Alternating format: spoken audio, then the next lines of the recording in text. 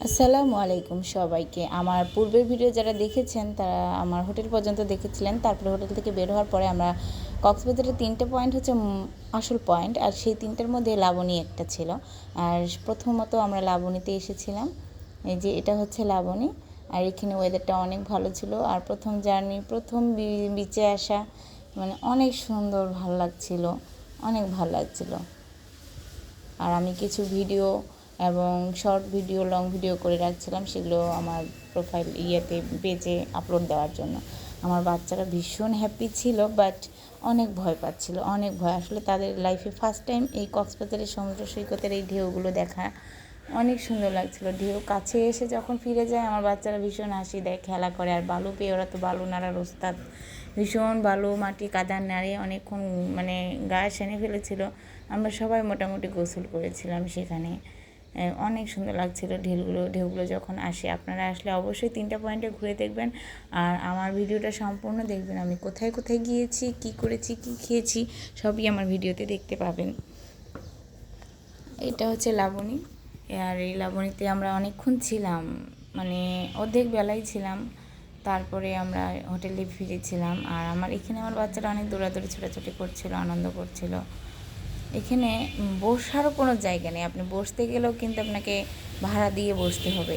আর ভাড়া 1 ঘন্টা মানে 60 টাকা করে ভাড়া নেয়। এই যে বসার যে সিটগুলো দেখেছিলেন সেটা। আর এই যে রাইডারটা চলছে, এখানে 200 টাকা টিকিট। আপনি জয়জন চড়বেন, 1জন থেকে 2জন চড়া যায়। তো আমরাও চড়তে চেয়েছিলাম, ভীষণ ভয় পাচ্ছিলাম, তাই আমি চড়ি নাই। এখানে আমার হাজব্যান্ড চড়েছিল রাইডারটাতে।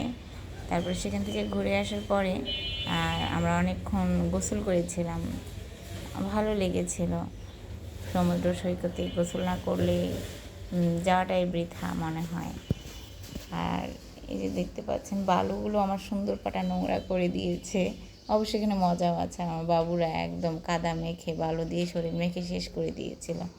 আর ভীষণ ভয়ও পাচ্ছিল, আবার গোসল করতেও চায় না, পানিতে নামতেও চায় না। ছোটোটা তো ভীষণ রকম কান্না করেছে। আমরা সেখানে ডিজিটাল ক্যামেরা ভাড়া করে নিয়ে অনেকগুলো ছবি তুলেছিলাম। তো ছবির মধ্যে আমার বাচ্চাটা ভীষণ কান্না করছিল, তারপরে জোর করে তাকে ছবি তোলা হয়েছিল। তাকে ওর বাবা অনেক জুলুম করে তাকে পানিতে নামিয়েছিল, সে ভীষণ কান্নাকাটি, চিল্লাচিল্লি,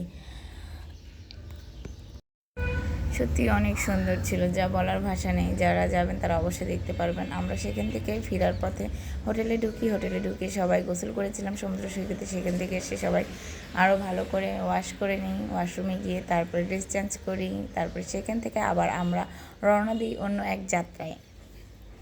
অনেক সুন্দর দৃশ্য, আমার তো আর কিছু বলার নেই, আপনারা দেখতে পাচ্ছেন। সাথে থাকবেন, আমার পুরো ভিডিওটা দেখতে পাবেন আমি পরে কোথায় কোথায় গেলাম। সবাইকে ধন্যবাদ আমার পাশে থাকার জন্য।